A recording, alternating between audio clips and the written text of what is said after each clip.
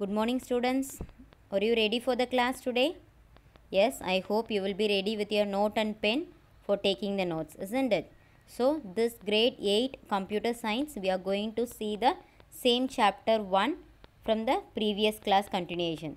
Okay, so before that, shall we have a short recall about the previous class? Just recall in your mind. Have you got it? So, whatever we have seen in the last class, Introduction to C language, history of C, limitations, applications, features of C language, isn't it? Additionally, we have seen token and identifier and rules for the identifier also. So, now we are going to start with the character set. As I told you earlier, it is the C program is a set of statements. Each statement is set of C programming lexemes. Okay, lexemes is nothing but a small components. Together it is called as a statement. Here in table of column it has given the types and character set. The first lowercase letters A to Z, then uppercase letters capital A to capital Z, digits 0 to 9, special characters. Could you see that? First one exclamation sign, then at symbol, hash, dollar sign, percentage symbol, cap, ampersand, asterisk, curly brackets, set brackets and normal brackets, etc. Then white spaces. So tab or new line or any space is considered to be the white space. Then we are going to see the sample C program. Okay, so it is a simple also. The first line, it is input output header line, that is hash include stdio.h. Then we are going to start the main function. Main, that brackets will be given, and then we have to start the curly brackets. Then printf will be there. Hello world, which is given in the set codes. Okay, so this will be printed on the screen as it is. Then we have to close the curly braces. So this is the output. Hello world will be printed on the screen. Then structures of a C program. So structure of a C program is defined by set of rules called protocol to be followed by the programmer while writing the C program. So how the C program is divided into sections or parts we are going to see. First one documentation, second link, third one definition, fourth one global declaration, fifth one function prototype declaration, sixth one main function, and the last one is user defined function.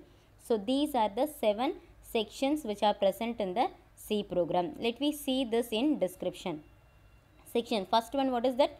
Documentation section. So here it will start with a slash and asterisk symbol and ends with the asterisk and slash symbol. So in this line we can give the commands alone, that will not be taken by the C compiler, it will be ignored by that. Okay, while compilation it will be ignored. Then link section, header files are included in the link section, it will be executed by the C program. It starts with a hash include. I think you have seen in the simple program, isn't it? Then definition section, in this section variables that are used within that function is defined here. Then global declaration section. Global declaration section, the variables which are used throughout the C program is defined in this declaration. Then function prototype, that is the many information about a function like return type, parameter names used in this function. Then main function, this is the main function of the C. Every C program is started with this main function. Here 2 major sections will be there. One is declaration section, another one is executable section. Then the last one, user defined function. It is the own functions in the section which perform a particular task as per the user requirement. Okay dear. So now we are going to compile and run a C program. How to do that? So to type the C language program, first you should know the how it have to work. So before we have to open the screen, isn't it? So how to open the Turbo C? Click on the start button which is in the desktop. Then click all programs, select all programs and choose Turbo C in that. Could you see the image here? You can easily identify where the Turbo C is. After clicking that, you have to click double click. Okay, then a screen with this opens in front of you. This is the Turbo C program area where we are going to type the C program. In black color it is shown here, but it will be in blue color on the screen. Now you have to see the empty workspace. Now click the file menu and choose new. So you are going to type a new program, isn't it? So click the file and select the new program. Then this window will opens. Here you have to start with link section hash include stdio.h int main function. In that you have to print f hello world. Whatever you want you can print in between this. Then return 0. Now you have to save it. Select file from the menu, click save. Name the files as hello.c. The extension for the C language is .c or some other name with the extension. Okay, as per your choice you can save the file. After clicking yes, it will be saved. Now you have to compile and see whether there is any errors in that. Okay, so the first step in compiling is you have to you should be sure that your program is free of syntax error, isn't it? So select compile from the menu and click compile. So this image will be shown in front of you. Could you see it clearly? Yes. So after compiling you will see a dialog box as shown below.